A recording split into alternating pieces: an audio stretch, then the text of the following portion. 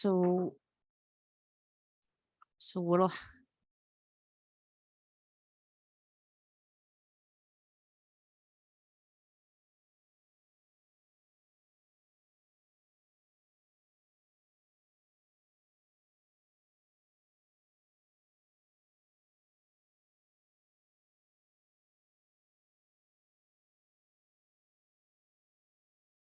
All right, good afternoon, everyone. And welcome to our council meeting for July 10th. I'll call our meeting to order. And if you please, we're working through some technical challenges, but please all join us for O Canada. If you would stand, please, if you're able.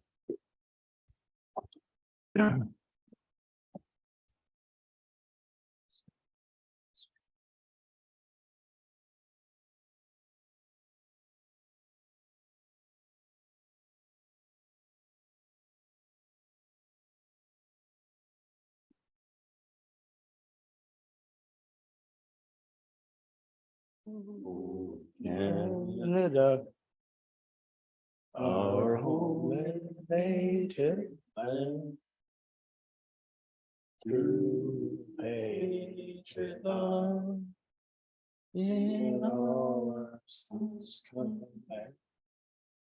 With glowing hearts we see rise, a truth more strong and free. From far and wide, Canada, we stand on guard for thee.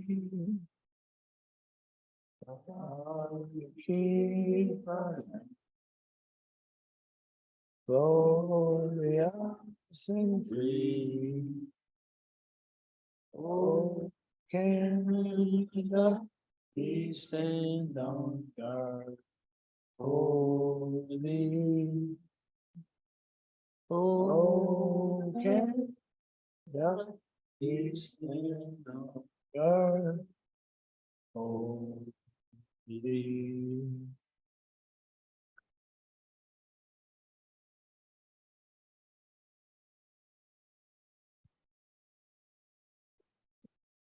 Thanks, everyone.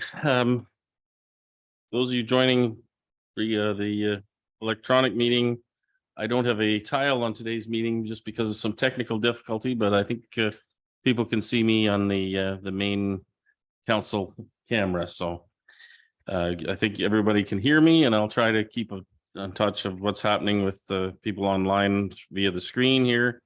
But we'll work through this as we go today. So first up on our agenda is, of course, to adopt the agenda. We have a recommendation that the agenda for the July 10th, 2023 regular meeting of council be accepted and passed. Could I get a mover and a seconder for that? Councillor Burke and Councillor Rankin, thank you. All those in favor? That's carried. We'll move on to disclosure of pecuniary interest on anything on today's agenda. I have none to declare. Councillor Rankin? I have none. Councillor McCabe? I have none. Councillor Burke? Nothing on the council meeting, but on the public meeting, I do. Okay, we'll go through this again when we get to that. Okay, well, course now we're going to recess to go into the public meeting. We have a recommendation here that the Council of the Corporation of the Township of Wellington North recess the July 10th, 2023 regular meeting of council for the purpose of holding a public meeting under the Planning Act. This is for a minor variance for the Patels, a zoning bylaw amendment for Betty D Limited, and a zoning bylaw amendment for Harvey Bowman. Could I get a mover and a seconder for that, please? Moved by Councillor McCabe, seconded by Councillor Burke. Thank you. All those in favor? That's carried. Thank you. So we're recessed. We'll move into the minor variance. So this is Committee of Adjustment. And I'll call the Committee of Adjustment meeting to order and ask if there's any disclosure of pecuniary interest. This is in regard to application A07/23 for the Patels. Councillor Burke? No. Councillor McCabe? I have none. Okay. Councillor Rankin? None. And I have none as well. So move on and deal with the minutes of the previous Committee of Adjustment meeting of June 19th. The recommendation is that the Committee of Adjustment meeting minutes of June 19th, 2023, A06/23 be adopted as presented. You're going to move or a seconder for that, please. Moved by Councillor Rankin, seconded by Councillor McCabe. Any discussion on those minutes? All those in favor? That's carried. Thank you. We'll move on to our application for today. This is A07/23 for the Patels. The location of the subject property is described as Plan 61M 140 Lot 6 and is municipally known as 120 Schmidt Drive in Arthur. Property is approximately 0.7 hectares in size and is shown on the map in your agenda package. Purpose and effect of the application is to provide relief from the minimum width requirements for a proposed private garage. The proposed variance will permit a reduced width of 5.12 meters, whereas the bylaw requires a minimum width of 6 meters for 2 cars. Other variances may be considered where deemed appropriate. How was notice given for this public meeting? Notices were mailed to property owners within 60 meters of the property and to the applicable agencies. Signage was posted on the property on June 27, 2023.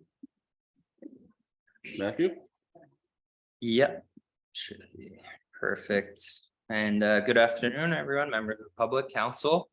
So before you today is a minor variance application to provide relief from section 6.271 of the Wellington North zoning bylaw, which requires that a private parking garage is to have a minimum width of 6 meters for 2 vehicle parking. To provide some context, the applicant is interested in pursuing an additional residential unit in the basement of an existing dwelling and requires an additional parking space. The applicant has submitted photos of the garage outlined in my report and a photo of the garage demonstrating that 2 vehicles can fit with ease. Given that, planning staff have no concerns with the application as the request is minor, meets the intent of the official plan and zoning bylaw, and I welcome any questions. Correspondence from the Maryland Prosecution Authority.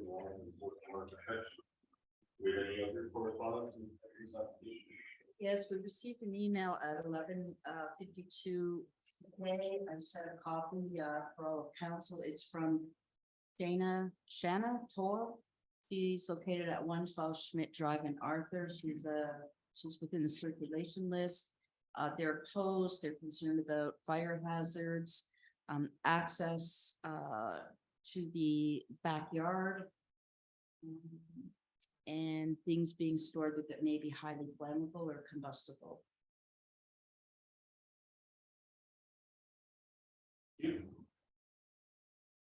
Anyone wishing notice of the decision need to request it in writing to the Secretary Treasurer of Community Adjustment. With that being said, I will open the floor for any questions or comments from the applicants and from the public. Anybody wish to speak to this application? Mr. Patel has been moved, Praven has been moved in. So you can speak if you turn your camera and mic on. Mr. Tirth, I've tried to move you in as a panelist and you've declined.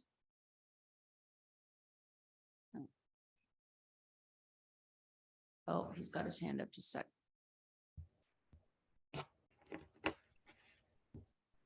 Hello.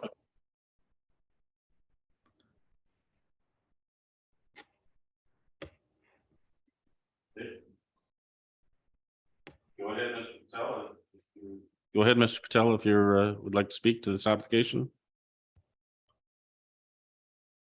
Friend is Tirth Patel is talk about my basement. Hi, good afternoon, everybody. Could somebody please confirm if they can hear me? We can hear you. Okay, could the question be repeated? I was having hard time here. I overheard something regarding fire hazard, but I would like to hear the question again from the panel.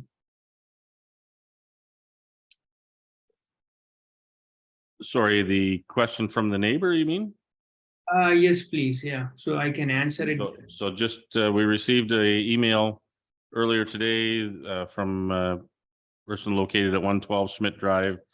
They're raising concerns with it says if storing cars, ATVs, it adds additional fire load. These items location will make it harder access for either fire to extinguish the fire, basically they're concerned about fire risk and saying no cars can access backyards for this purpose in between the houses. Therefore, if there's cans or cars, paint cans, other items of flammable that would create a greater fire hazard. I'm paraphrasing, but that's, I think, the concern. So, I mean, in order to, let's say, that being a fire hazard, would it be possible that we can fireproof the whole garage? Would that serve the purpose? I think that would be up to you as the applicant. Is that what you're saying? You would offer to do that in order to satisfy the concern? Yes, we will take all the measures necessary, being it, fireproofing the whole garage and putting in the fire extinguisher and then following all the safety protocols necessary by law. Okay. Thank you. Did you have any other comments before we open it up for committee's discussion?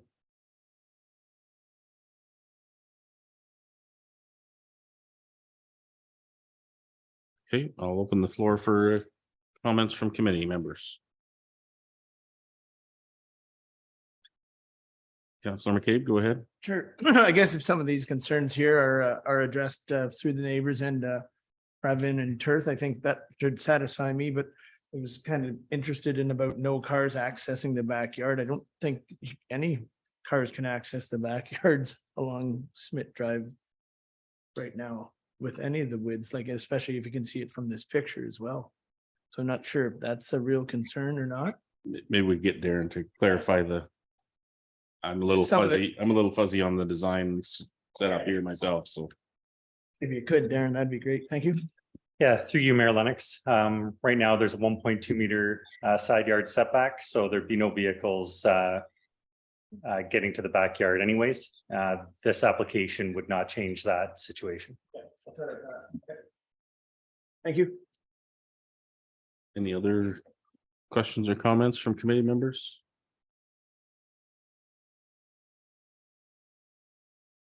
Okay, so. Councilor McCabe, go ahead. Sorry, just as you said that, are we gonna give him time to talk to the neighbors? Or are we gonna pass this right now or?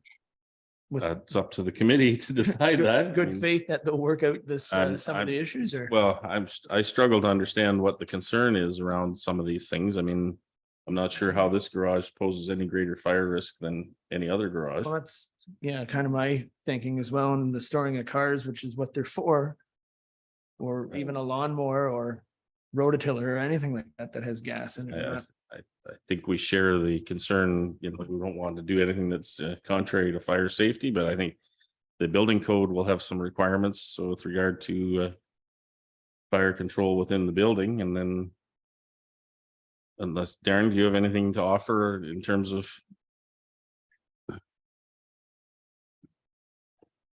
If the minor variance is approved, the applicant will need to apply for a building permit, and their proposal will need to meet building code. There wouldn't be a reason for the fire department to be involved. Would be atypical. Okay, thank you. Did that answer your question, Councilor McCabe? Yes. I mean, if you're not satisfied with. No, I am, I just. Sorry, I just kind of failed to understand what I guess the thrust behind the email is, so. If they can work it out as neighbors, then that's not much better, so. I'm prepared to leave it to them to work out. I agree. Okay, so we'll move on to the decision. So what we're deciding here is that the minor variance applied for an application A07/23 for the property described as Plan 61M 140 Lot 6 with a civic address of 120 Schmidt Drive to provide the following relief. Number one, the reduced width of 5.12 meters be permitted for an existing private garage to allow for an additional permanent parking space for an additional residential unit in the basement, whereas the bylaw requires 6.0 meters. All those in favor? That's approved. Thank you. We'll move on to adjourning our Committee of Adjustment meeting. The recommendation is that the Committee of Adjustment meeting of July 10th, 2023 be adjourned at 2:15. Can I get a mover and a seconder for that, please? Councillor Burke and Councillor McCabe, thank you. All those in favor? That's carried. So we're adjourned from our Committee of Adjustment meeting. We'll move on to our public meeting. We have a couple of applications today. I'll call the public meeting to order and just ask if there's any disclosure of pecuniary interest. So we have zoning bylaw amendment 03/23 and zoning bylaw amendment 09/23. So Councillor Burke, I'm coming to you first. Okay, so I'd like to declare an indirect pecuniary interest with 03/23. My employer has worked on some schedules for this application. Okay, thank you. Councillor McCabe, you have any? I have none on either. Okay, Councillor Rankin? I have none. And I have none also. Okay, so we'll move on to our first application. The owner applicant in this case is, this is zoning bylaw amendment 03/23 for Betty D Limited.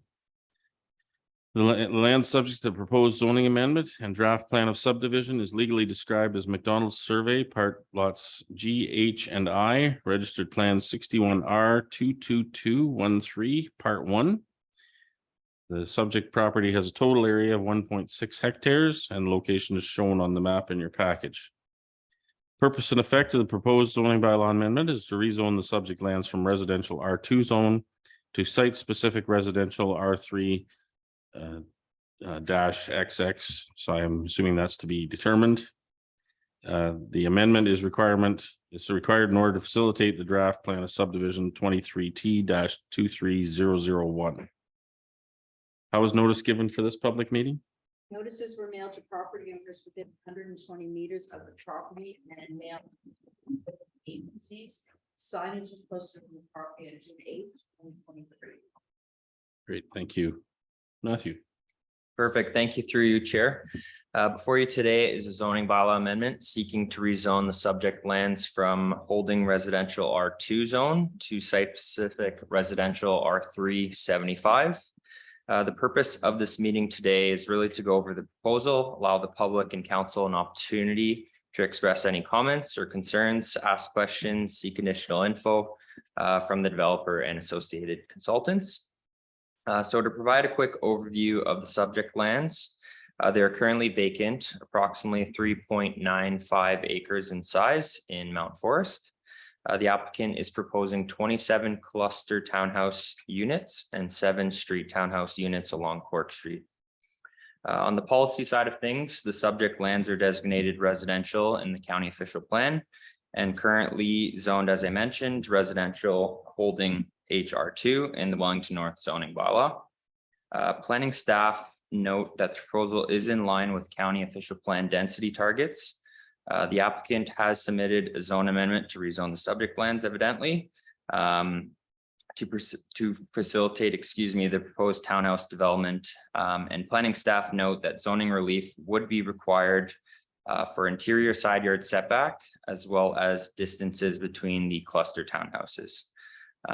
Lastly, I would note that the proposal is subject to site plan approval where the finer, smaller details such as landscaping, fencing, amenity areas, things like that will be looked at under sort of a microscope, if you will.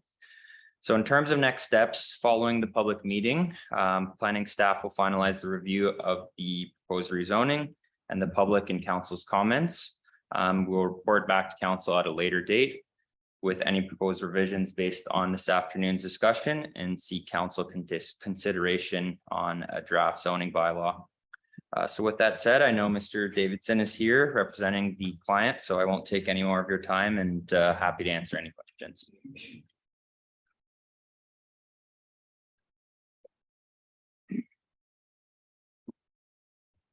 Yeah, thank you very much. So my name is Ron Davidson. I am a planning consultant and I'm working on this project. Harjinder Kang is right here and Harjinder's company is called Mamta Developments and they are in the process of buying the property. There's a conditional offer with Betty D Limited. Betty D is the owner of the property right now.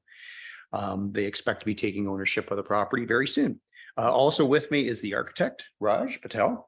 And if anybody is interested in seeing examples of houses that or townhouses that they've built or and expect to be building on this property, he's got some nice pictures here.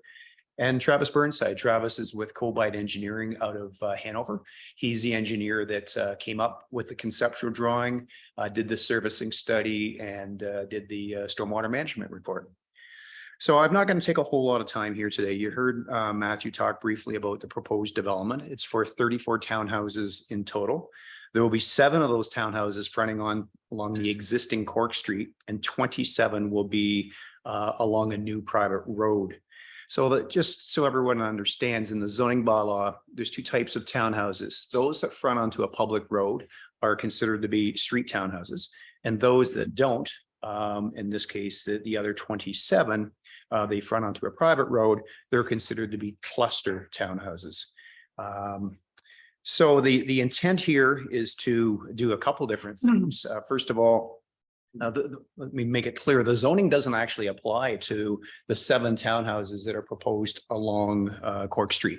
Those lands are already zoned R2. Like I said, the R2 zone permits street townhouses, and therefore those future 7 lots, when we get to creating them, is not subject to the bylaw that's being considered by council or will be considered by council shortly. So the bylaw that is going to be considered by council will deal with the 27 interior units. And sorry if that's confusing to anybody. I know it is.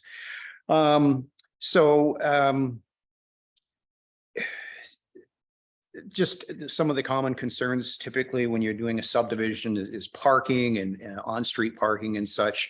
Just to address that right now, there will be in front of each cluster townhouse, there will be a parking space. There'll also be a garage. So every townhouse will have at least 2 parking spaces.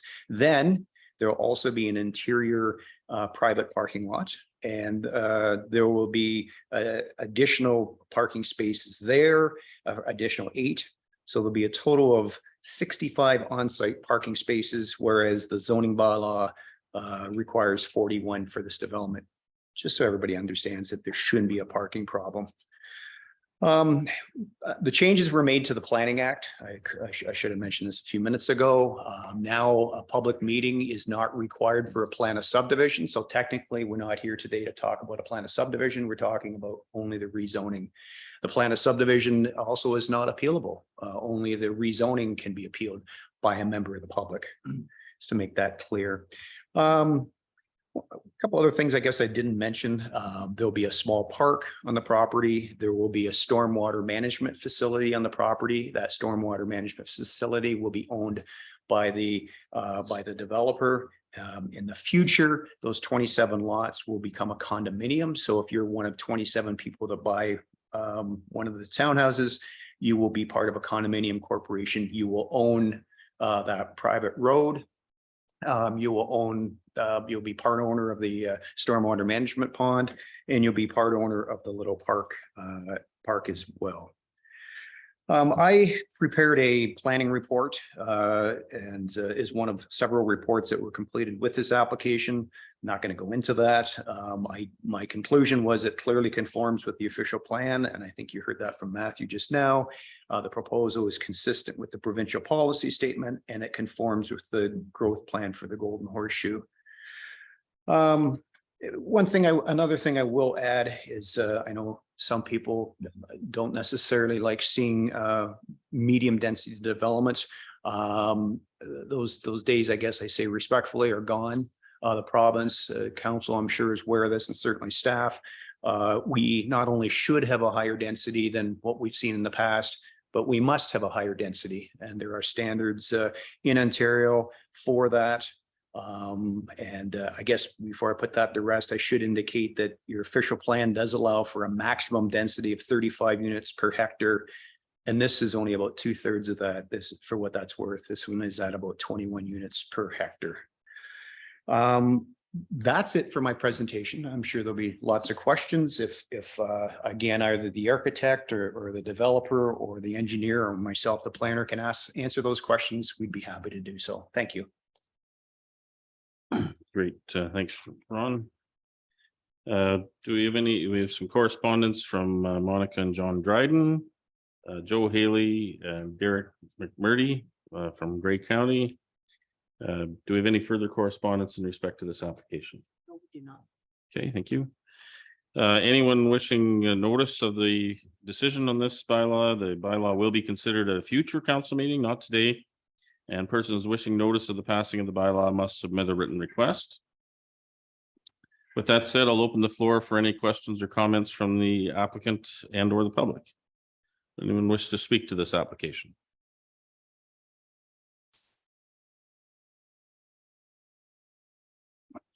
Sure, if you could come up and just state your name for the record, please.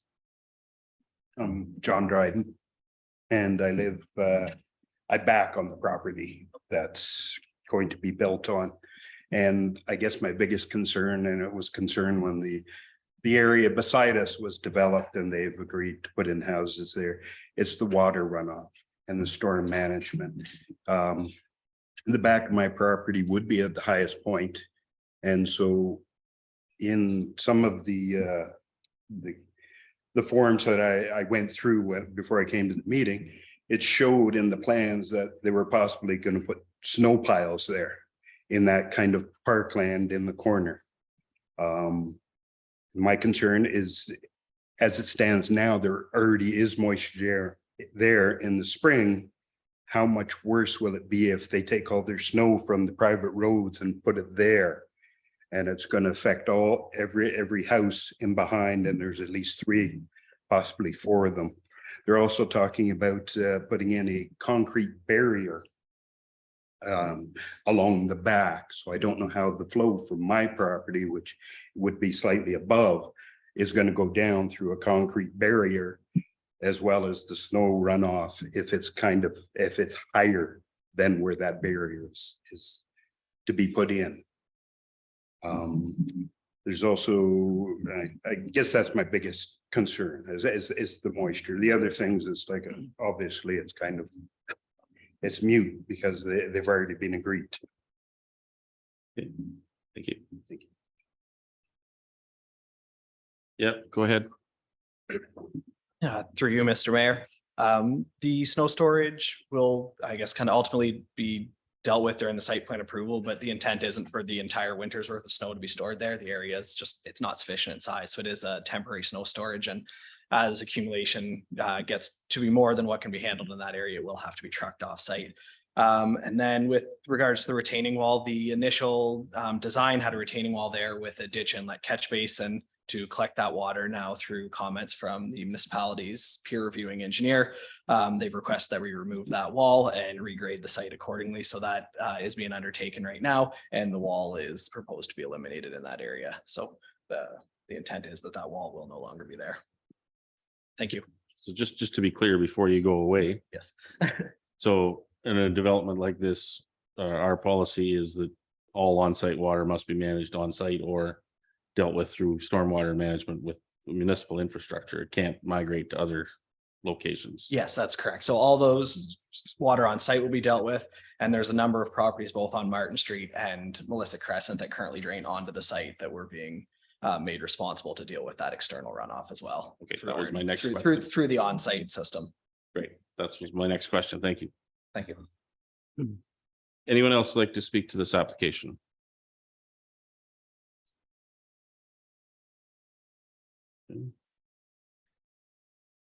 Nobody.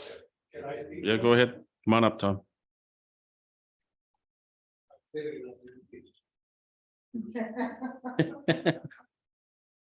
One of the concerns is the big thing is traffic, of course, and has anybody spoke about traffic? Because 34 right now, everybody avoids the lights on 89 highway. They already come around when they're heading south. They come down Cork Street, Martin Street, and they already bypass because of the lights. So now we're going to have that much more traffic coming our way. So is there going to be any study or what's going to happen there? Like the traffic is going to be crazy. So just nobody speaks on that. Any comments on traffic? Well, maybe you could sit down and let, do you have other questions? Okay. Just one at a time at the mic. So That's okay. Didn't want to get too crowded up here. Through you, Mr. Mayor, the municipal engineer has requested the traffic study be completed, so that process is underway. So traffic study, they have to hire an outside consultant to look at what the traffic patterns will be and what's expected from the development and give the township then some feedback as to how to manage that traffic in, or whether it's significant or not, the expectation. Anybody else wish to speak to this application? I have some questions. Okay, if you would come up to the mic, please, and just your name for the record, please. My name is Monica Dryden. I'm the other name on the only letter that you received. We're not that, we haven't lived in Mount Forest that long. There was talk, sorry, I have to get my thoughts together here. So this is not the final draft, I assume, like you're not making a decision today. Other information has to come in from around, is that correct? So correct, we're not making the decision today. Staff will take comments that are made today back and ask the applicant, work with the applicant to make any necessary changes, and then it will come back to council before the bylaw is approved. There isn't normally another public meeting. This is the public meeting opportunity, but it will not be considered by council today. It will come back at a future date. Okay, so one of my other concerns is the construction when it begins. And because the property is sort of split in two, so and we've already gone through the 5 properties on Martin Street that they're going to be developed, and now it's the townhouses in behind our property that are supposed to be developed. And I just wondered when that would occur and who's responsible for the land in the meantime, because the grass in back behind is growing very tall and I don't know who's responsible to take care of cutting it. That's one thing. The construction is another, because there will be lots of big trucks and noise, and we will be boxed in if all construction starts at the same time. So that's a concern as well. Because of where we live, we have to have at least one access in and out. And the other is just generally the noise, the amount of people that will be in behind us. You know, we bought our house because we were tired and we came to a community that we thought was small and quiet. And all of a sudden we're going to have all of this massive construction, and I consider it a large piece of construction for a small piece of property. So our house backs onto it. A lot of the houses on the north side of Martin Street will be backing onto it. And it just seems like it's going to be really congested and cramped in there. And so I'm just not sure what exactly has to happen for that private road to be put in. And I don't know, I guess that's all. I'm just concerned. Okay, well, I think I can answer one of your questions. And that's in regard to the grass cutting. The current owner of the property is responsible to maintain the property. Now, I understand it may be in transition here between owners, but the owner is ultimately responsible for that. And in regard to the construction, I don't know whether the applicant wants to try to address that. I mean, there's a lot of unknowns here. I'll maybe speak to that because I think a lot of it's in my court to do with the engineering. So as mentioned, there's the 5 properties and the retained that are on Martin Street. The intent is to get them going as soon as we can. Now we do have processes to work through with the municipality, public works and building department. So you know, based on the time of year, there's hope for this year, but it's, you know, more realistically looking like in the spring for the lots on Martin Street, and then Cork Street. There's a number of planning processes to get through, this being one of them. And then we've got to go through engineering review as well. So there's a longer timeline on the townhouses just based on the number of processes that need to be gotten through and approvals that need to be obtained.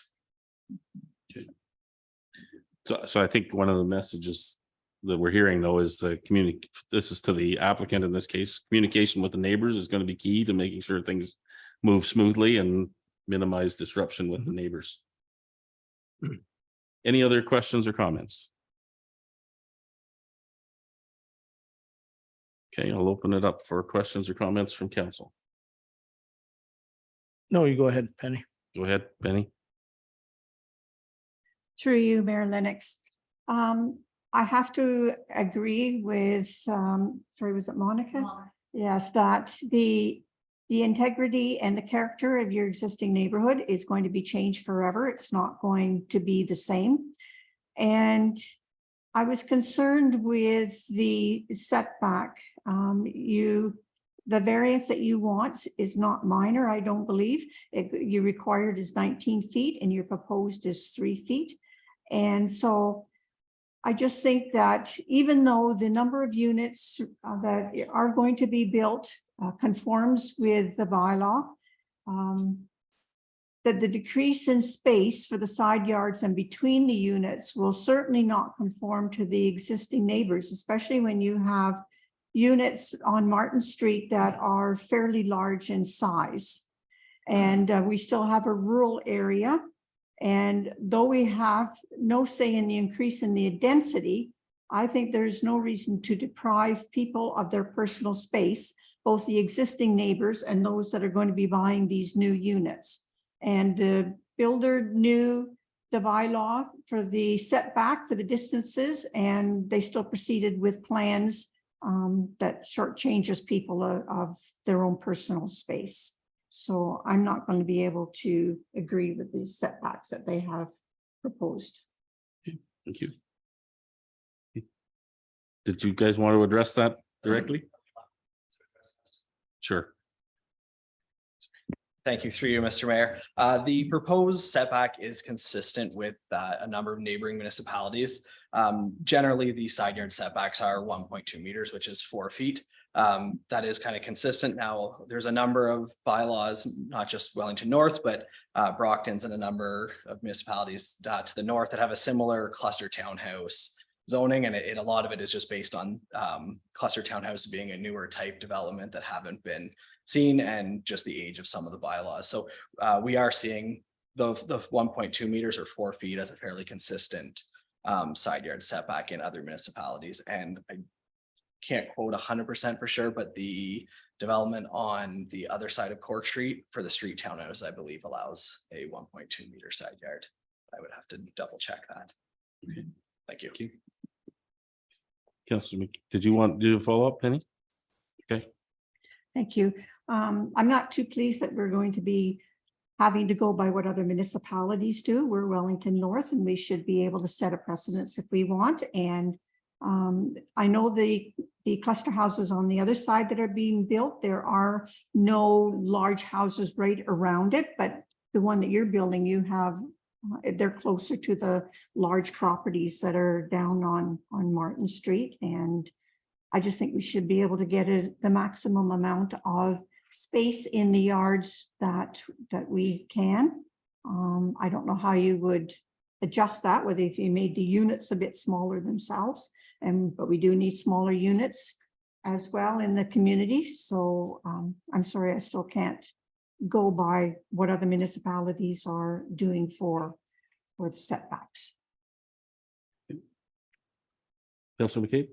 Yeah, excuse me, and through you, Chair. I had some issues with that 6 meters down to 1.2 meters as well. Hopefully that can somehow be addressed. And your answer about Brockton and other municipalities, I don't really think holds water that much with me, I'll be honest with you. But if we can do something with that spacing, get closer to the 6 meters instead of the 1.2, I'd be more favorable to it. And then you had answered the stormwater management and the snow storage, so that's off my list. The traffic study is going to be gone or undertaken. Grass cutting is good. I guess one question would be the fences along the back row. I think Joe Haley had mentioned that they didn't seem to be all that tall. I'm just wondering if you can work that out with the neighbors as well. Like the height of the fences that are in between your property and the existing. Okay, thank you. Any other questions or comments? So I just had a couple and I'm pretty sure they're likely to be dealt with. I'm going to look at our staff. Darren and Matt, I think it's probably dealt with more at the site plan stage or development agreement, but there was some concerns raised about sidewalks and the street condition and those types of things. I assume that those things would be dealt with at a later time.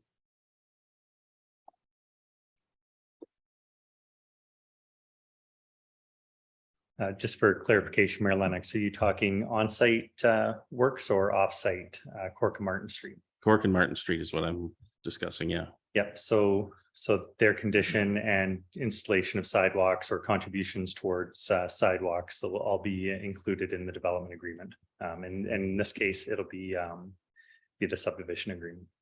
Okay.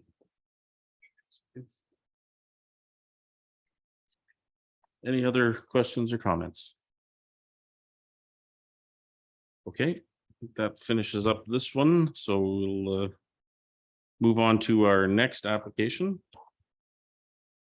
Getting tired of standing up, Sherry? I'm sitting on Jack bench. So the owner applicant in this case is, thank you, Harvey and Elsie Bowman.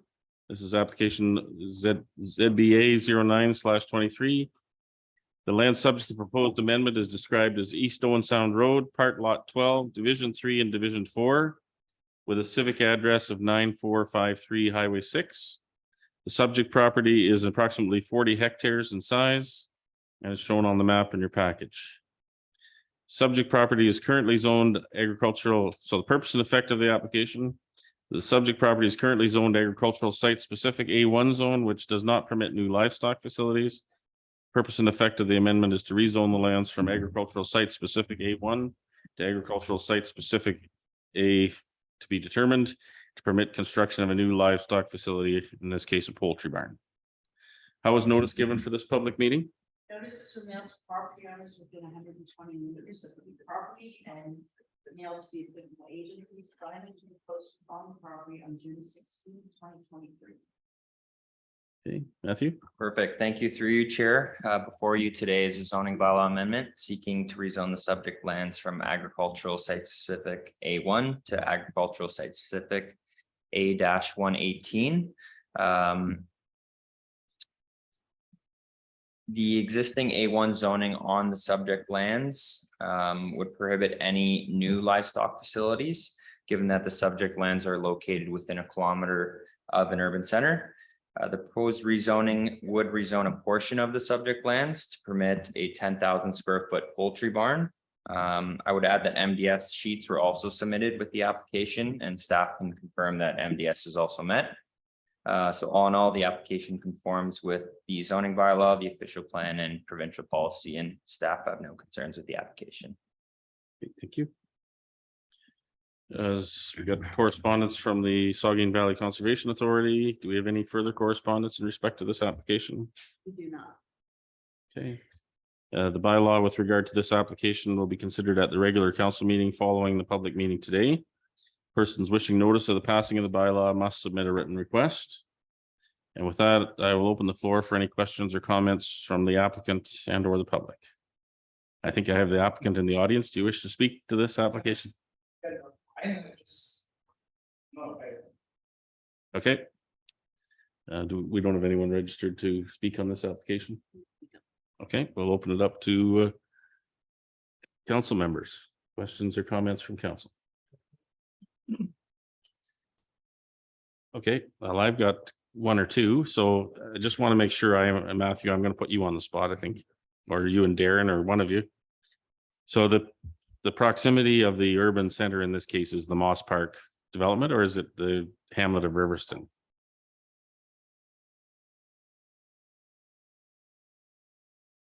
Through you, Mayor Lennox, the Moss Park is not within the urban boundary. The urban boundary is Riverston.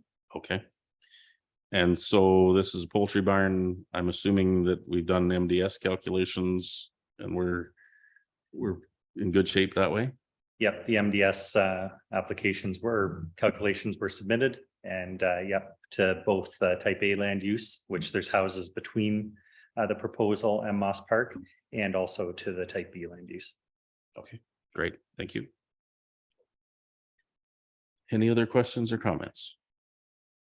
Okay, I guess we're through that one pretty quickly. We'll adjourn the public meeting then. So I have a recommendation that the public meeting of July 10th, 2023 be adjourned at 2:45 p.m. I need a mover and a seconder for that. Councillor Burke and Councillor McCabe. Thank you. All those in favor? That's carried with you. Back to our regular council agenda. And resume that. The recommendation here is that the Council of the Corporation of the Township of Wellington North resume the July 10th, 2023 regular meeting of council at 2:46 p.m. Moved by Councillor Rankin. Seconded by Councillor Burke. All those in favor? I think that's carried. Thanks. So we'll deal with the bylaw coming out of the public meeting here on the second application. We have a recommendation, the right page here, that reads that bylaw number 58-23 being a bylaw to amend bylaw 66-01 being a zoning bylaw for the Township of Wellington North be read a first, second, and third time and enacted. This is in regard to East Owen Sound Road, Part Lot 12, Division 3 and Division 4, where the civic address of 9453 Highway 6 for Harvey Bowman. I get a mover and a seconder for that, please. Moved by Councillor Rankin, seconded by Councillor Burke. Any discussion on that one? All those in favor? That's carried.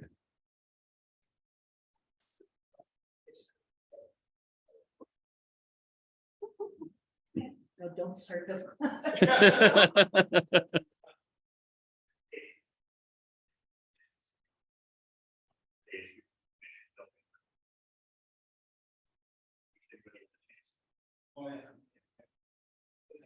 Don't wear your hat.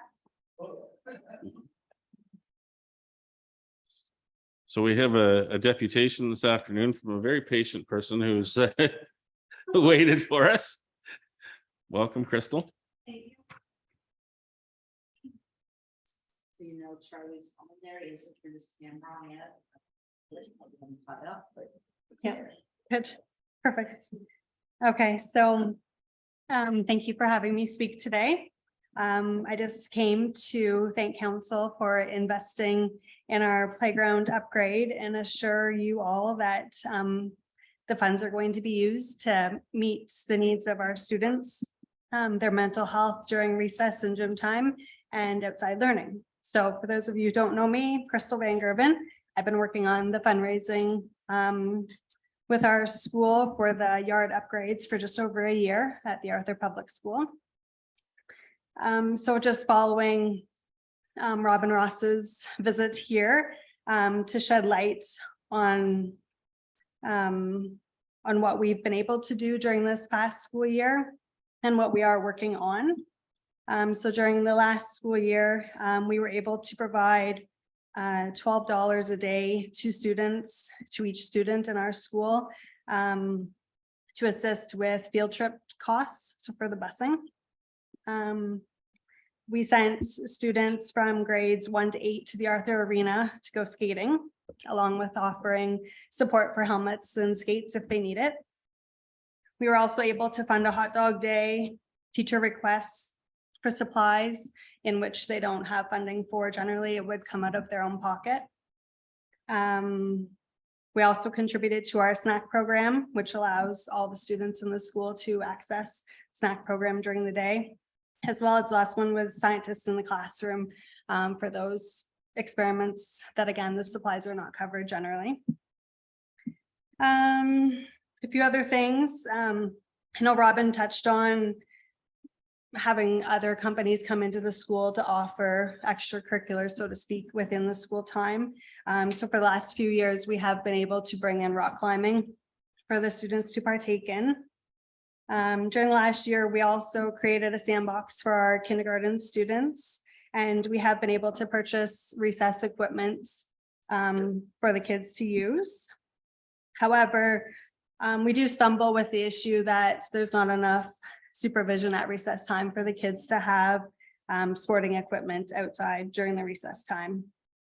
Some of you may have heard we have recently put into goggle ball pits for the kids to play in.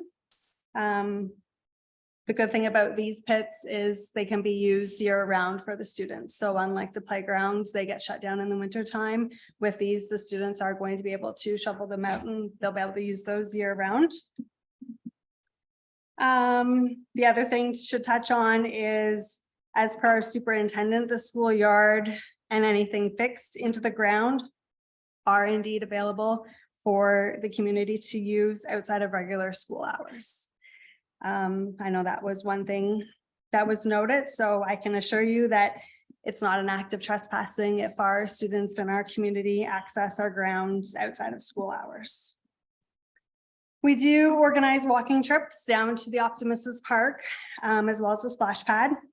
However, that does take a significant amount of parent volunteers to supervise our children when they are walking.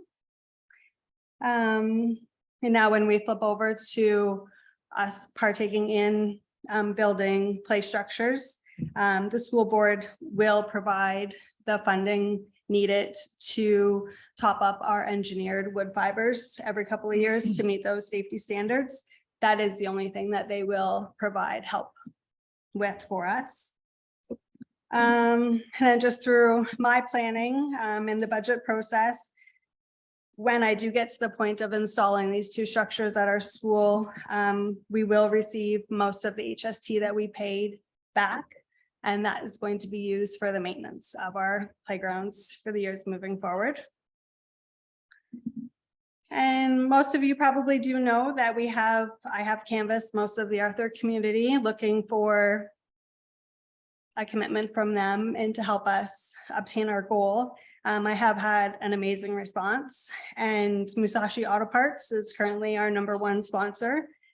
And in the bank account, I right now have $145,000 ready to put in a playground, with another roughly 90,000 coming in from Musashi in order for me to move forward before the end of 2023 to install the one junior/intermediate area.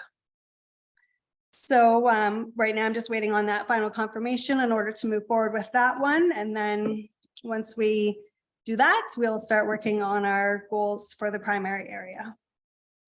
So in conclusion, I just hope this information is helpful and that I can count on council to help our school out in the years to come with various projects to help make the students' time at school fun and provide a constructive outlet of energy between classes so they can all succeed in the classroom. That's it. Thank you. Thanks, Crystal. Any questions from council? Councilor I'd McKay? say congratulations on your fundraising and the amount coming from Musashi as well. It takes a lot of dedication to get that funding from the community. So job well done. Thank you. Any other questions or comments? Councilor Burke. Yeah, Crystal, thank you so much for the update and thank you for some of the clarification that was maybe some comments were misguided to council previously. So congratulations on your fundraising efforts. I know in past I've partaken in fundraising efforts and we'll continue to do that. And it's a struggle because businesses get asked all the time. But congratulations and look forward to the next steps for the Arthur School. Okay. Thanks, Crystal, for taking the time. Thank you. Okay, we'll move on to adoption of our minutes of the council and public meeting. It's a recommendation here that the minutes of the regular the minutes of the regular meeting of council and the public meeting held on June 19th, 2023 be adopted as circulated. Can I get a mover and a seconder, please? Councilor Rankin and Councilor McCabe. Any questions on those minutes? All those in favor? That's carried. Thank you. Move on to items for consideration. So pull out those items that you'd like to have some discussion on, please. Councilor McCabe. Thank you. And through you, I would like 2B, Sobeys holding position provision. Just. Okay, yes. 4A with regards to the ward boundaries. Okay. The K9 clerk's report 2023-00022. the canine bylaw. So that's, oh, the bylaw separately. Yep. Yeah, okay, sorry, I'm just a little bit behind you. There's the report there. Or sorry, yeah, the report. Yeah, sorry. Sorry. And then, So 4A has that report. yeah. No, 4B. 4B, sorry. Yeah, sorry, I should have said that. Sorry, no, I'm just struggling to catch up today. No, sorry, I had it written down. Sorry, I didn't mention it. And then bylaws 054-0 or 2023 with regards to parking. Okay. Sorry, what number is it? A, under bylaws A. Bylaw, sorry. Yeah. And actually Dale is here, so. Okay. And we probably should pull out B either, which is the K9 bylaw, just in case there's discussion comes out of that Sure. report. Any others? Sorry, thank you. Councillor Lincoln, I'd just like it to add 5B, please. 5B. It's the, okay, from the Louise Marshall Hospital Auxiliary. Okay. So just a quick recap here.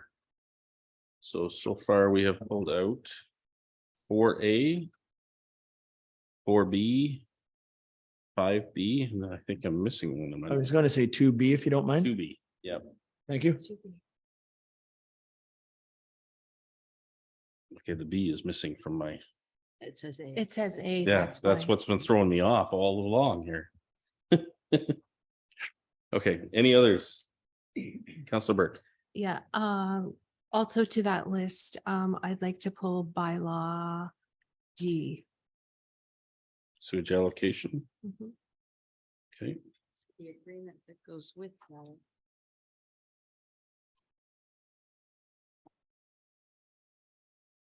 Isn't, right? The sewage allocation agreement, there's no report, right? The report went in April.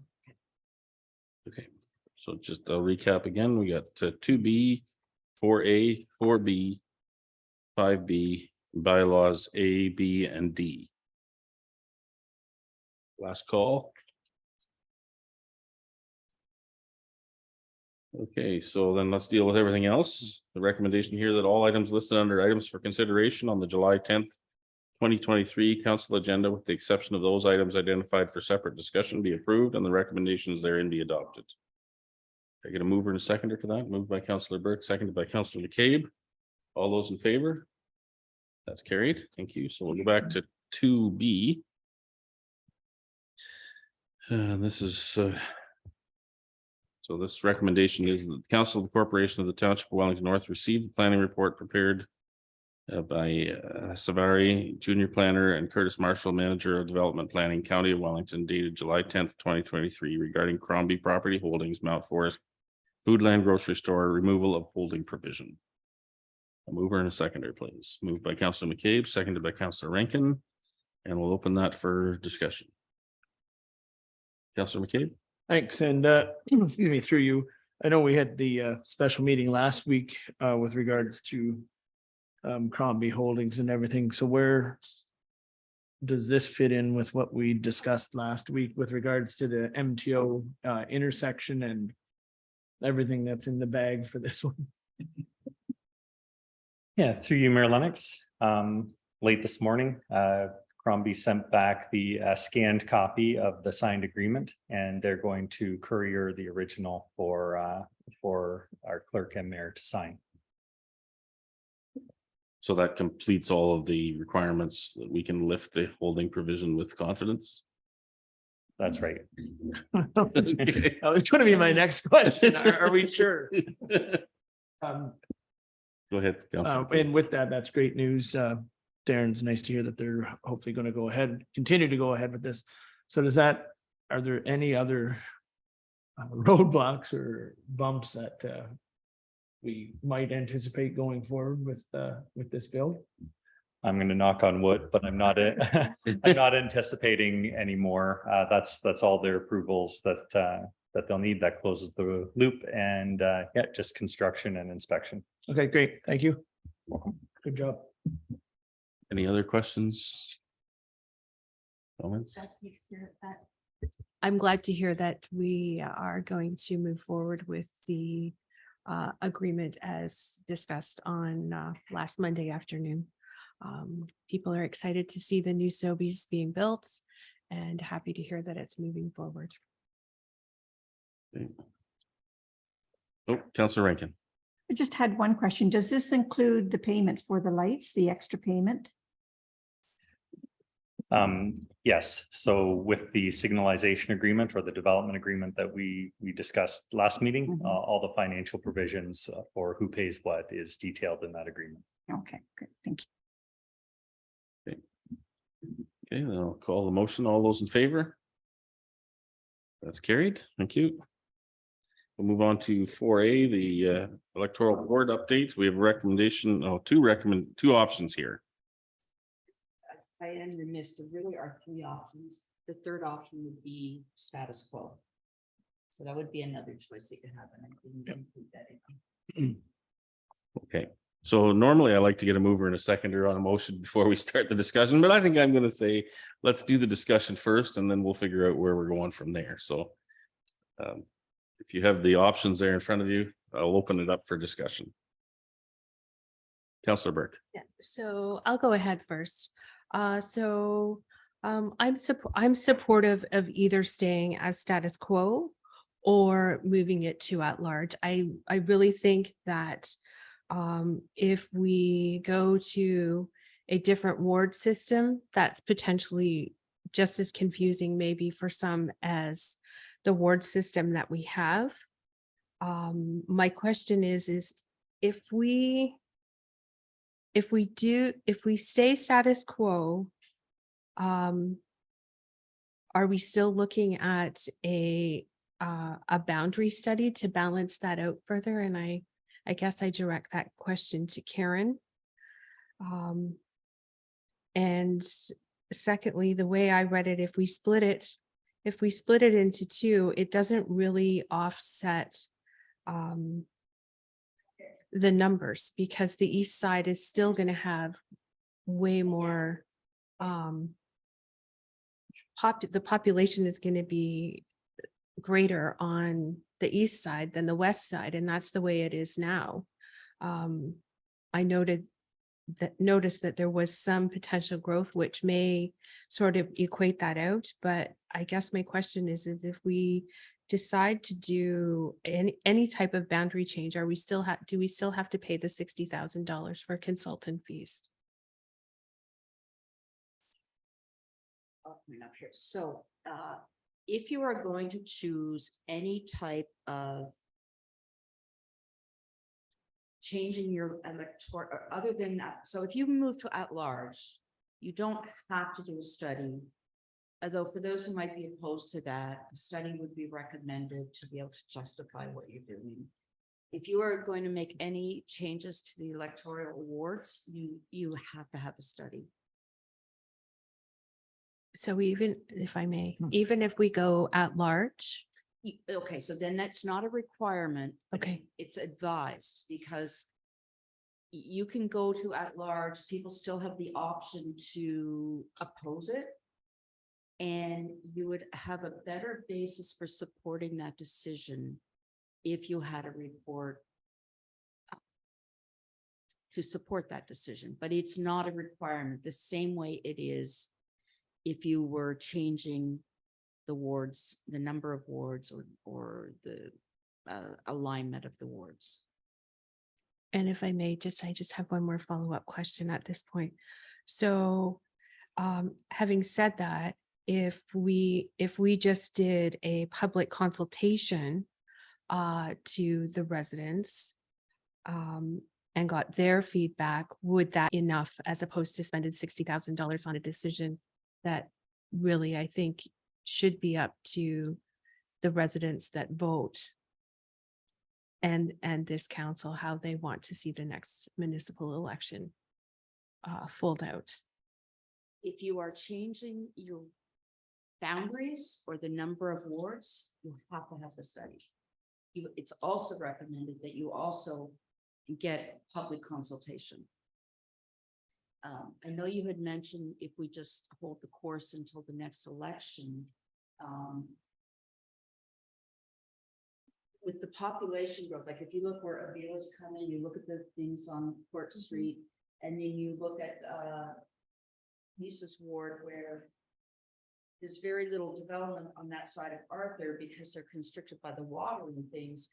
The divisions are just gonna get wider. And so if I could just get this thing to work, I would go through, run through the slides and just show you the numbers.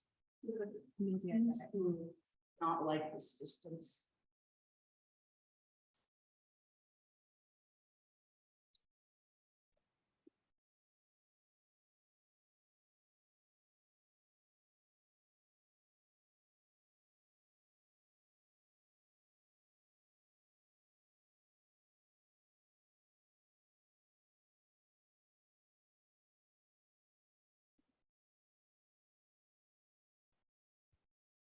So we'll just run quickly through this. Just for feedback.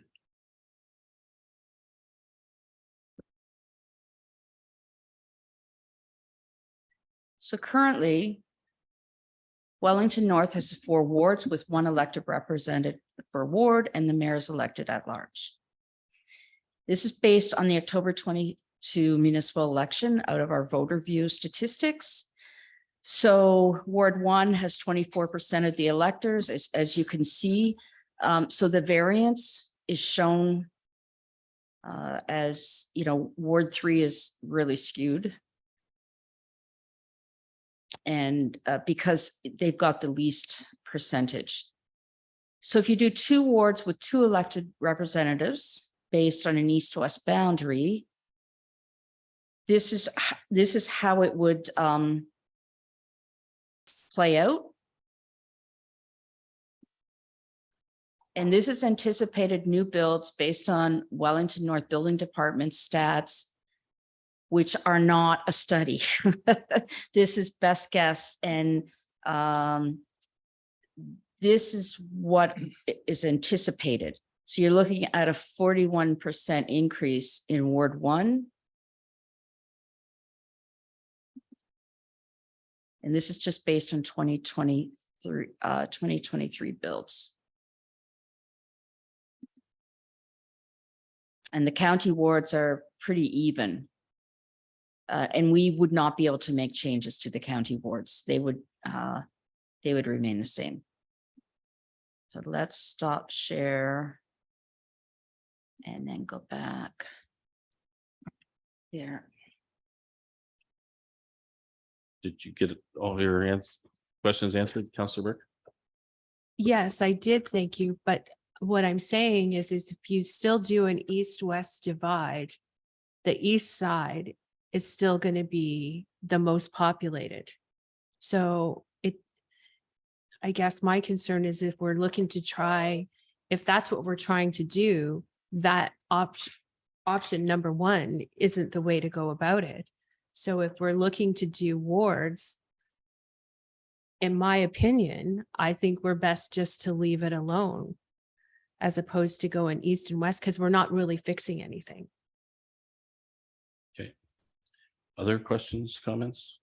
No, go ahead, Penny. Councillor Rankin? Thank you. I'm in favor of having wards remain as well.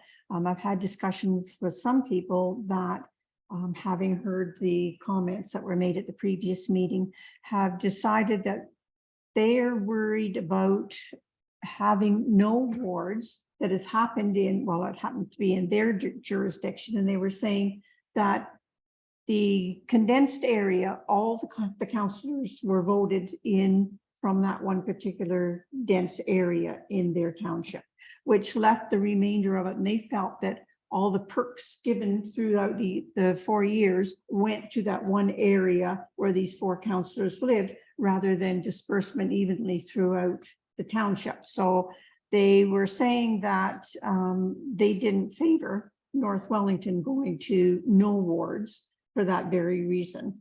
And I think if you divide it, just having 2 wards and split, then the shall I put it, the councillors, depending where they're elected from, either you have two councillors from the north or two councillors from the south.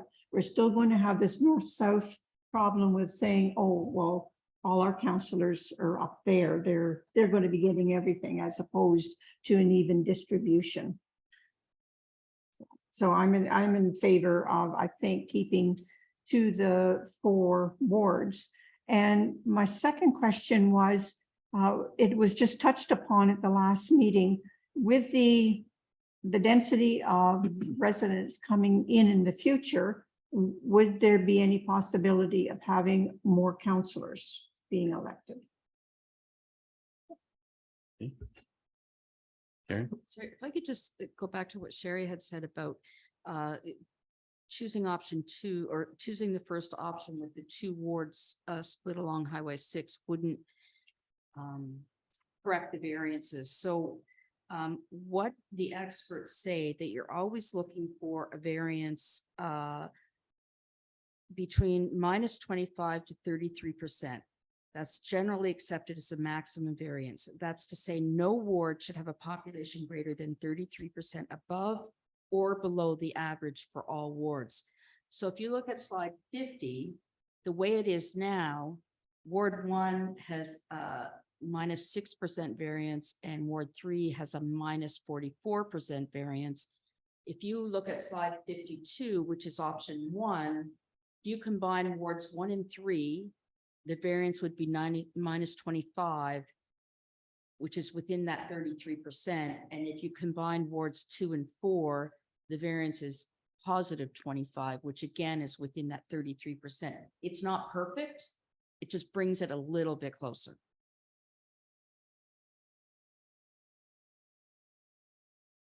Councillor McCabe. Sorry, I don't know if you wanted to address Councillor Rankin, or I can wait and then ask my Well, questions. why don't you get yours out on the Okay. floor and we'll keep going around.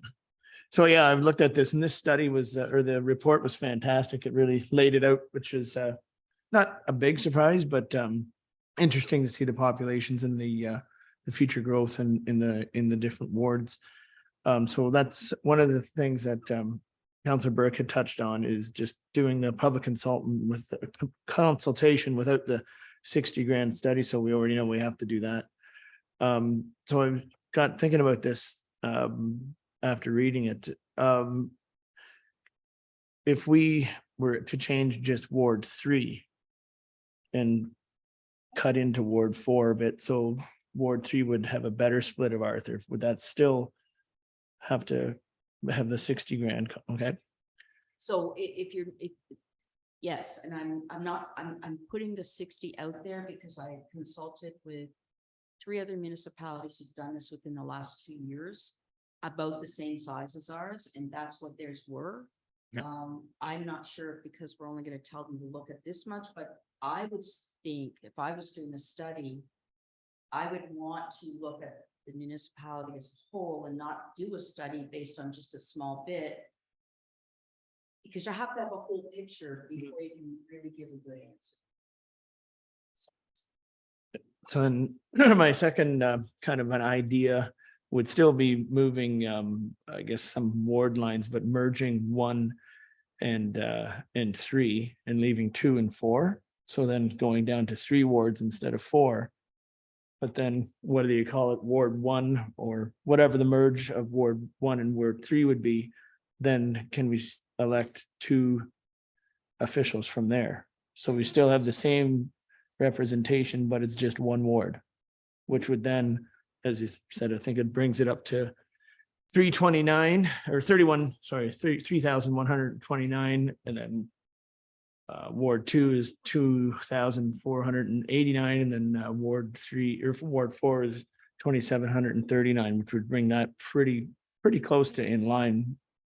So you could absolutely do that. Again, you're changing the electoral boundaries. So there's still.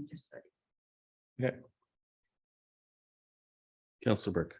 So could we put this out to the electoral as like a survey monkey to see what their thought is before we were to move forward, or is that just open a whole different can of worms? honestly, I think we have to set some direction before we do that. I mean, I'm okay with the public consultation, absolutely. But I think the onus is on us is to provide the leadership around that. Councillor McCabe. Yeah, excuse me, sorry, I meant to add that I'm not in favor of the at-large at all as well, so that's not on the table for me.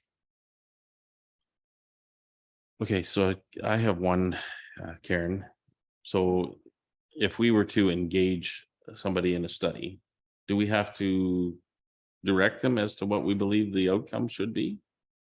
Or can they go through the study process and say, no, this is crazy, you need to do X?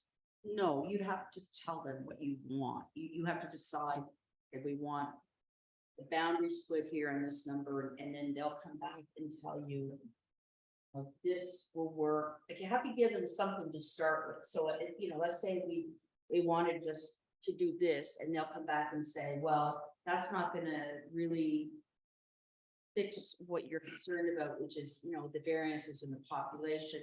Here's what we would suggest, but just to send them, here you go, bring something back to us. And then what if they come back and said the best option would be at large, and not everybody, but there's been some people already saying, well, I wouldn't support that. So if you just send it to them and come back and tell us what you think, it may not be what you're. Okay. Thank you. Other questions or comments?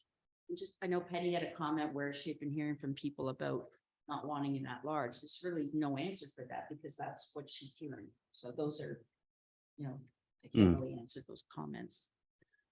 Well, I'm not hearing a lot of support broadly for at large anyway. Yeah. Councillor Burke. Yeah, I know in some folks that I talk to, they would like to see it at large. I guess my question is based on, I'm not sure where I'm at, what page I'm on here. But when you look at Ward 1 at 1968 and Ward 3 at 1161, page 50, yes, sorry, Karen, thank you. And 2489 and 2739 for 2 and 4.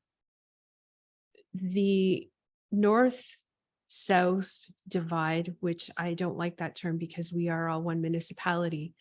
When you add those two numbers, 1 and 2 and 3 and 4, it really is a pretty good, it's really close to this, like the split of the electoral. So I mean, I just have a really hard time spending $60,000 to flip around a few residents if we're still going to have a ward system.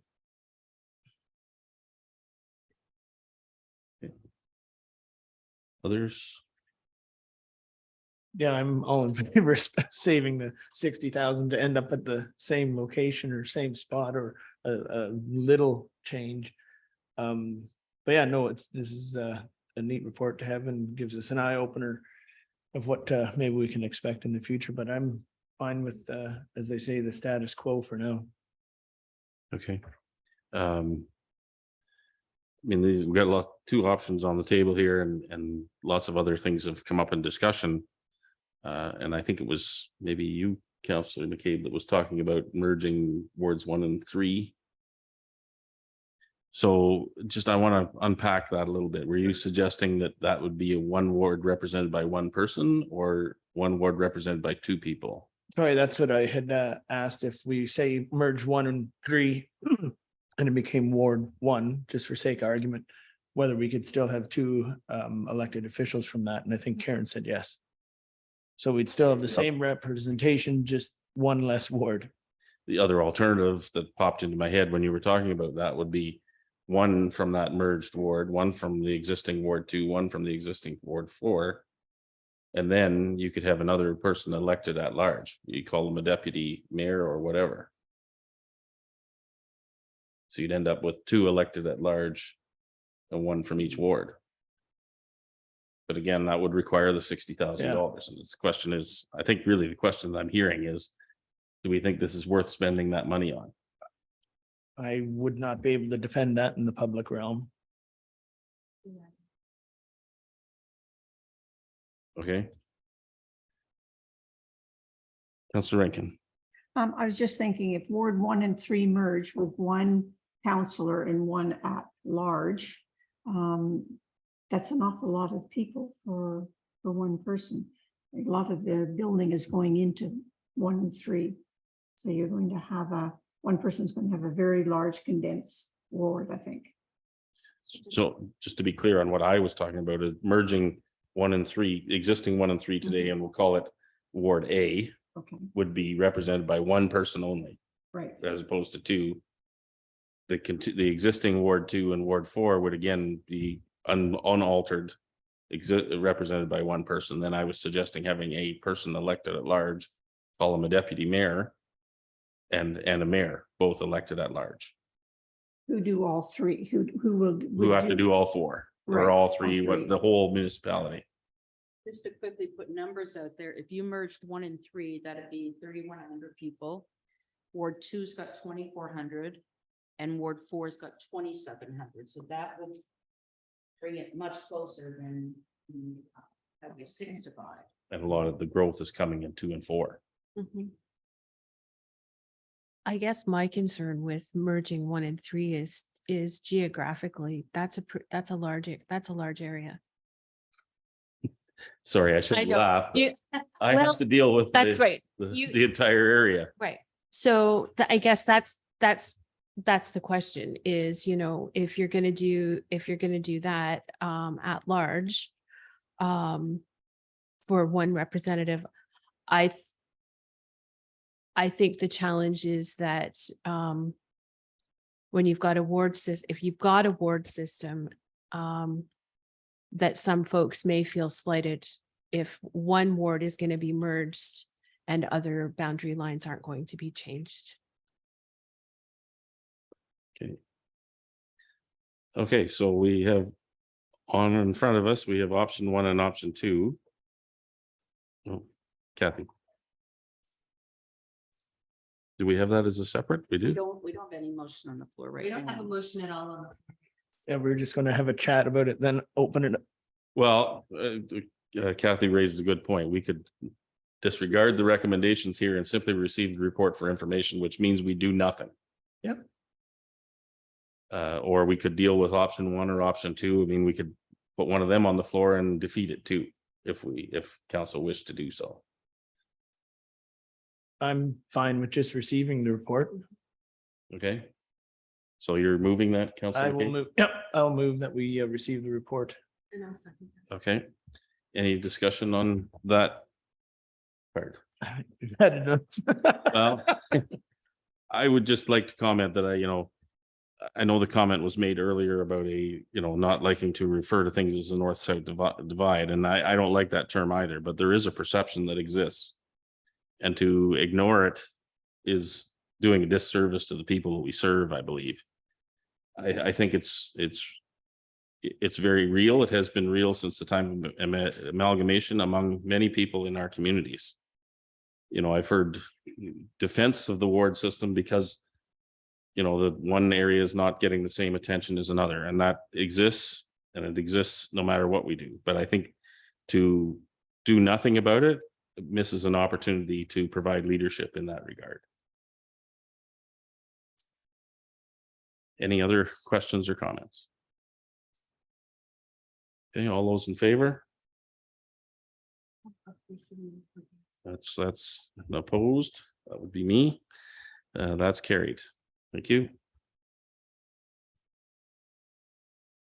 We'll move on to this is 4B, K9 bylaw.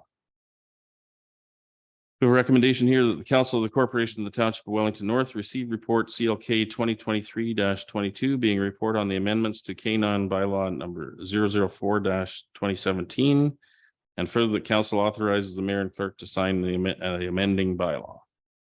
Can I get a mover and a seconder for that, please? Moved by Councillor Burke, seconded by Councillor Rankin. And with that, I'll open the floor for questions or comments.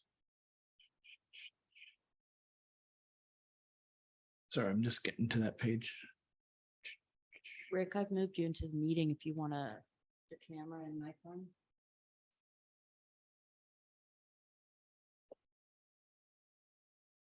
Councillor McCabe, sorry. Nope, that's okay. I guess my only comments are on the correspondence that we received today from Christopher Vort.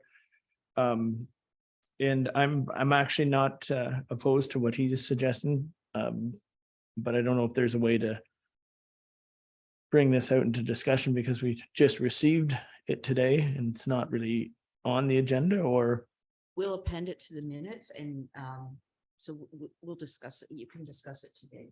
okay. I guess my question would be, is anyone else on council I guess opposed to leaving out the LGDs and working dogs on this amendment? Councillor Rankin? I agree with leaving that section out.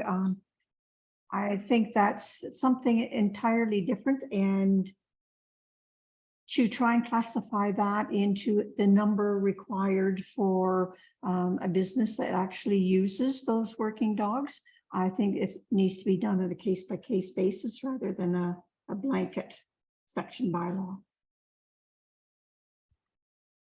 Councillor Burke?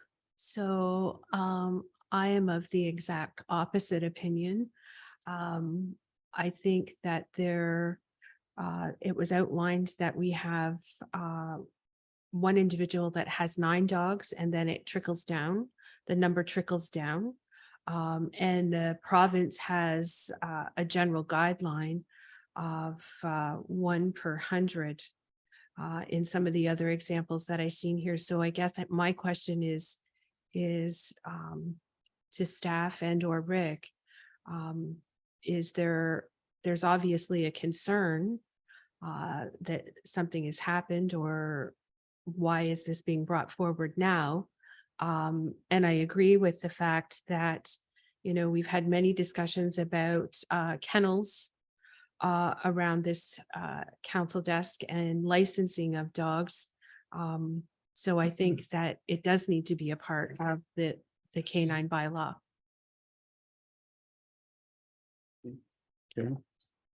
So right now, I can identify the individual dogs because that would be an identifiable individual, but we have one person with 10 dogs and they are considered lap dogs.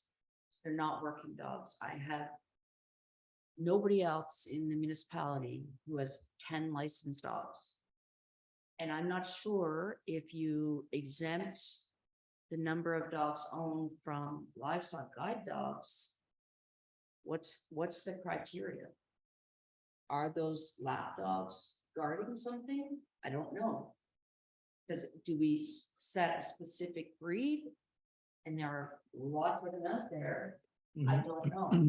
It's getting into a level of administration that I don't know, that like when they banned pit bulls and now everybody's, well, that's a pit bull because it looks like a pit bull. Like, I don't know how you enforce that. Rick, are you there? I am here. There you go. And as Rick had pointed out, like there's sheep farms in Australia of 3,000 acres that don't have 10 dogs. Yeah. Go ahead, Rick. So I talked to some people in the business today after I saw that letter. And nobody that I talked to thinks that a border collie is a livestock guardian dog or should be used that way. They're normally used for working with one person, herding the sheep, one dog, one person kind of thing. So I'm not sure how many dogs you could have that way. I imagine he's just trying to keep his lines open on his dogs by breeding them, but then he should have a kennel license. Yeah, and we're getting into difficulties where people are getting 10 dogs and declaring that as their pet dogs, and then they're actually breeding and selling them and causing problems as well, obviously. So they're not inspected then or anything like that. So when you look at the criteria for a livestock guardian dog, they are outdoor dogs. They're they bond with the sheep, they don't bond with humans. Where a border collie is used for herding and they're very bonded to their humans so that they do what they're told to do and need the training, where the livestock guardian dogs are, rarely encounter humans. They don't want to be in a house. They want to be outside. So they're two very different, and I don't know. 10 border collies on a farm? I think that would be a very hard to manage group of dogs. So just make sure I understand this correctly. So let's just separate the herding dogs from the livestock guardian dogs for a moment. I'm a little confused in terms of the proposed bylaw changes, how that deals with the guardian dogs specifically. Are they still bound by the limit? So if I wanted to have 4 border collies and I needed 2 livestock guardian dogs, if we put a limit of 5 on, is that then over the limit? Yes. Okay, so we're not dealing with the livestock guardian dogs in any significantly different way. Well, unless we set out criteria, what is going to be a livestock guardian dog and adhere to that strictly, which I don't know how you do that. I will say though, I currently have only one individual who has 10 dogs registered with us, and they are lap dogs. I don't have anybody else with 10 dogs with any other breed of dog. So that person or location or property that has the 10 lap dogs, is that considered a kennel then? Oh, because we let them have 10 dogs. So, Go ahead, Councillor McCabe. so Rick, you had said something about with regards to having a kennel license for this specific, in response to the letter that we received today. So say he got a kennel license, would that absolve him from everything then? Yes. He would have to do inspections and you would have to be, that sort of thing, but You have to build the kennel according to our kennel bylaw, Yeah. air conditioning and heat and things, and But then that's in conflict also with the guardian dogs being outdoors with Oh, the, that's, so I was just gonna say, what's first, the chicken or the egg? so well, if I understand what you're saying, Karen, you don't have a suggestion or a reliable way to treat livestock guardian dogs differently. I think I'm generally hearing that we're okay with them being perceived differently. It's just we don't have a legal way to right, so deal with them differently. So that's true, but they also need to be licensed. And if I had pulled my stats and saw that we had 8 people with 10 dogs and they were of a breed that looked like a guardian dog, it'd be, wow, maybe we do need this, but we don't have one registration for 10 dogs without anything that is what you would call a house dog. So when we pull those stats, I don't know that there is a need. But the requirement is to have livestock guardian dogs licensed. The only dog that does not need to be licensed, well, I'm sorry, that's not true. A guide dog needs to be licensed. We just don't charge for it. But everybody else needs to be licensed. So, yeah, like including a livestock, sorry, or just a working dog? So does this really affect them then? Or are we just, Sorry, I'm not sure I understand your question. so just with all that, is what he is suggesting, does this, if we clean up this housekeeping amendment, does that really affect him in the long run then at all? I guess that question is for Rick.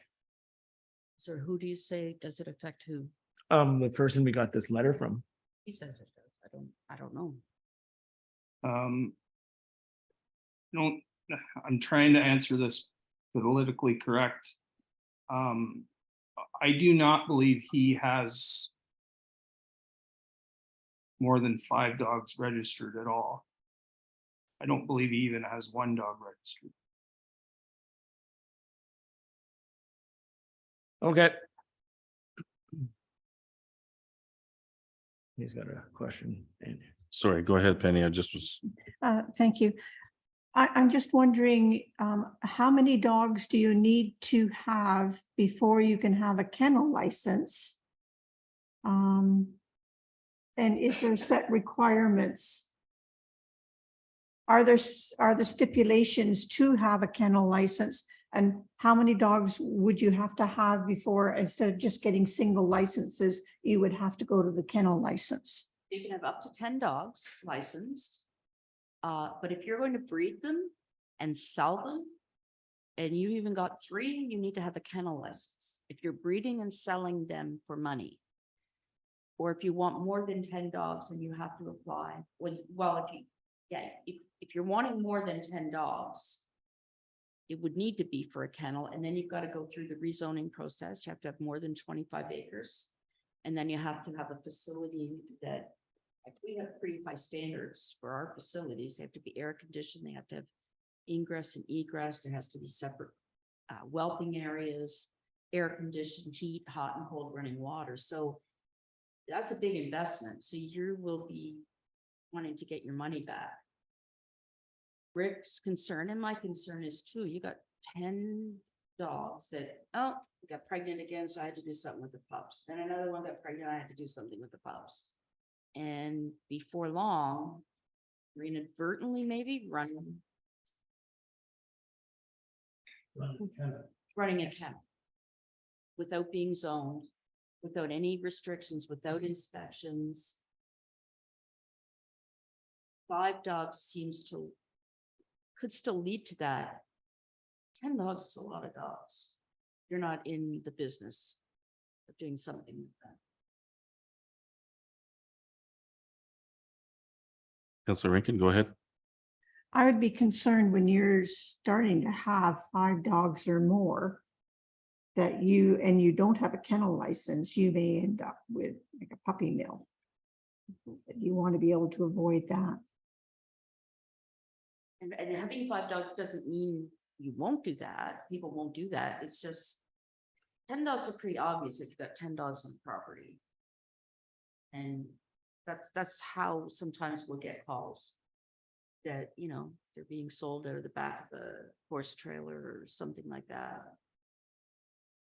One of the other things that we're requesting is that a change that if you are licensing dogs, you must be living at that property. Because we've run into a problem with that. An individual with 10 dogs or 6, maybe, I forget how many, Rick, but they don't live at the property. They visit a property here, but the owner lives somewhere else, not in Wellington. And they're out all the time. Councillor McCabe. Rick, while we have you on the line here, this individual makes a note of saying that, and I'll quote it, we already have a code of practice for the care of working dogs. There's no reason to double up with unnecessary bylaws if producers are already following the rules. Or is that through OMAFRA, or can you enlighten me on that a little bit? That's the first I've ever heard of that. I'm not sure if he is licensed through a MAFRA for that. It's something I know nothing about. He's not licensed through the township for that. Okay, thank you. So the part that I'm stuck on is I'm absolutely in favor of the changes that are proposed for companion animals, which most dogs are for sure. The livestock guardian dogs are a square peg in a round hole. In many ways, it's the outlier. And while we may not have anybody who has a sheep flock that requires more than 5 of those today,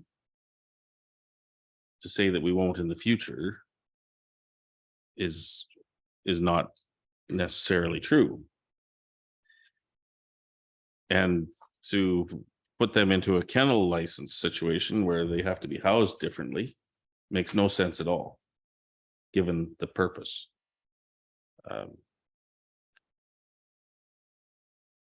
Is there any way that we could, I guess, is there any way that we could define a livestock guardian dog, not necessarily by breed or description, but by the nature of the business that they serve? So bona fide farm with cattle, sheep or goats, to allow potential larger numbers without the necessities of a kennel, all the provisions that go with the kennel bylaw. I don't know how we do that. Well, I'm just thinking of the model we have for property tax. You know, you have to have a farm business registration to qualify for the 25% farm property tax rate. I think. Can we find out if there is a licensing through OMAFRA? There is not. Okay, there isn't one. Okay, I wasn't sure if Rick was just not unaware of what, or there was. I none to think begin he's with. referring to the code of practice for the likes of housing sheep. Hmm. And livestock guardian dogs are one of the options. Go ahead, Rick. Sorry. I didn't see you. I'm just wondering if we can put it through for 5 dogs and then add an additional application form. If you want greater than that for a livestock guardian dog, there would be no extra fees over the initial dog tagging, like the regular dog tags. And they'd have to meet a criteria like 100 acres of land. You have to have a certain, like, X amount of sheep, something like that, yeah.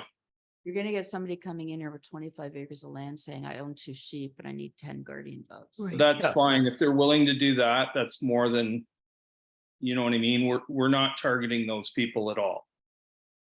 Right?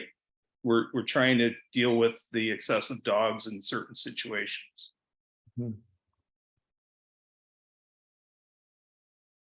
In my opinion, that's just my thoughts on that.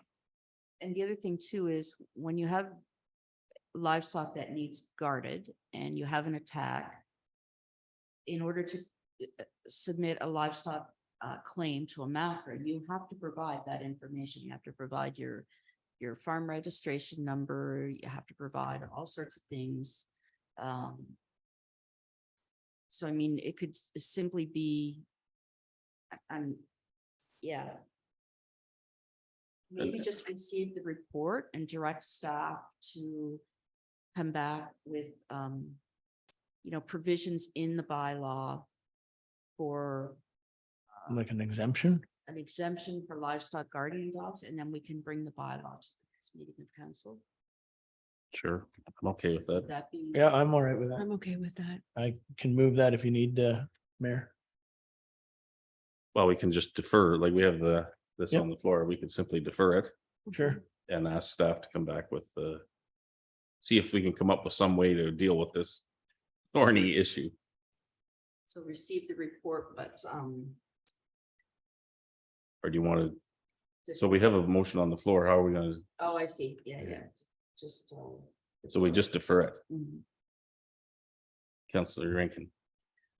Thank you. I was just wondering if we end up with the bylaw, say, having 5 dogs allowed on a property, and they are pets, not working dogs, and the person happens to own 7 or 8 dogs, say, that are all pets.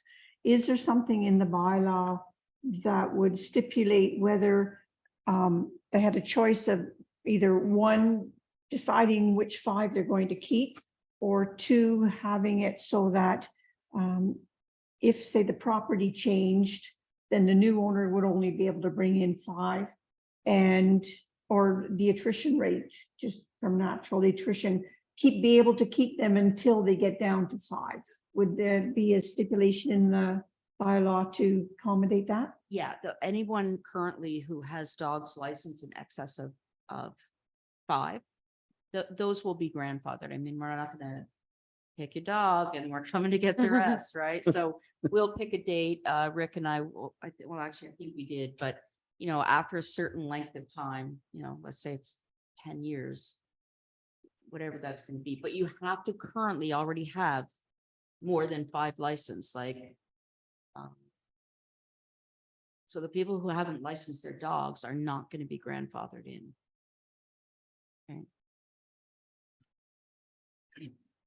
So everybody okay with that? So I need a motion to defer.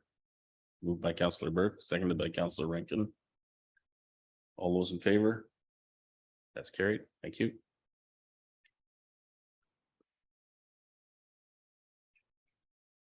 So we're on to 5B.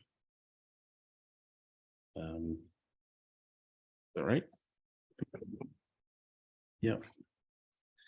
And we have a recommendation here that the Council of the Corporation of the Township of Wellington North receive correspondence from the auxiliary to Louise Marshall Hospital dated June 17th, 2023 regarding thank you for grant received. Could I get a mover and a seconder for that, please? Councillor Burke. Councillor Rankin, thank you. That I'll open the floor for questions or comments. I just had a comment. I just wanted to say thank you very much for that grant. It has given the auxiliary an opportunity to be in front of the public and be well known. And the tables that we purchased this time with the grant are being used by people that come to the market and they can sit and chat. And so we're just hoping it increases the social time for it. And just thank you very much for everybody for it. Thanks, Councillor Rankin. Any other questions or comments? I would put a little plug in too. A couple of years or a few years ago, I guess time flies. We did just start to establish a Wellington North Community Foundation through the Center Wellington Community Foundation and put some money into that. And we're hoping that more people will put more money into that, and then we'll have more resources to be able to grant to those volunteer organizations in the future as well. So we need to spread the word though, because a lot of people aren't aware that there's tax advantages to being able to go through a foundation like that and to still give back to their community. Okay, all those in favor? That's carried. Thank you. Any notice of motion this afternoon?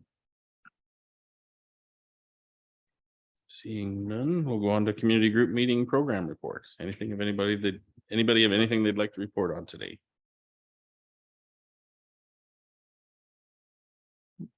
Nobody? We had an executive meeting, I guess, with the SVCA last Thursday, but it was a closed meeting, so I really can't say anything about it. So that's the latest meetings that I've been going to, so. Thanks for the tease there, Councilor. I tried swimming in controversy, yeah. Okay, we'll move on to bylaws. Okay, so we have 3 that are pulled out separate. So let's deal with everything else. Just let me get my organized here.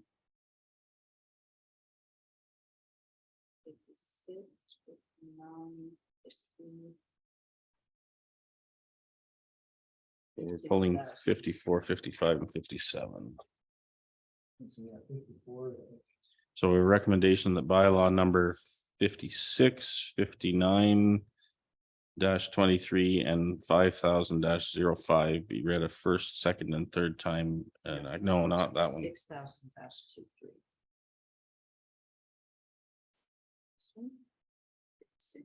So 59, 60, 59, 60.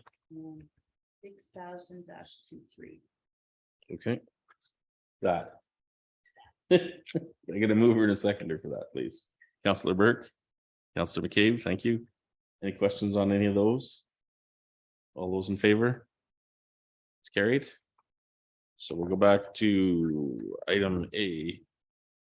That's 54-23, which is an amend 5000-05. So we have a recommendation that bylaw number 54-2023 be read a first, second, and third time and enacted. Could I get a mover and a seconder for that, please? Moved by Councillor McCabe, seconded by Councillor Burke.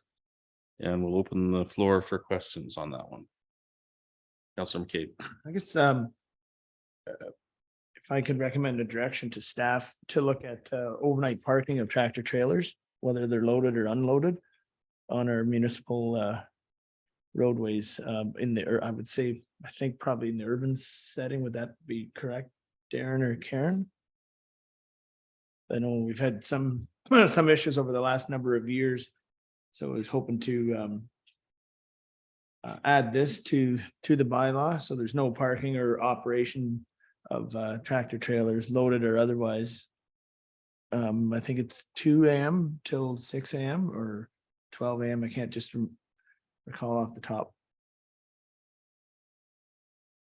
So just so I understand clearly, Councilor McCabe. The concern being raised is around those commercial vehicles being parked on urban streets overnight. Yep, overnight, and then And we don't currently have provisions to regulate that. I don't believe we do, and or the operation of tractor trailers on municipal streets through the night. So we don't have anything to prohibit parking of tractor trailers on streets. So that would be an amendment to this bylaw. Right. So the direction staff would be to investigate and, bring a report with a recommendation. There's nothing to prohibit them from using streets. I don't think that you can restrict that. Like, if you had to get through town, load of gravel at 3 AM. I guess maybe residential area. Can you? All of 89. There would be residential, right? Yeah, I mean, if it's noise is the issue, the noise bylaw does apply. Now, there is something in the zoning that you can't park those vehicles on your property, but that's a zoning. That can be dealt with through the zoning. It's on the street that the zoning can't deal with. I think perhaps we're talking about prohibiting truck traffic on certain streets. For example, Domville Street in Arthur is a no truck traffic road. Perhaps that's what you're looking at. Yes. Mhm. Which is we do on a case by case basis. Right, so the direction to staff would have to have the specific streets.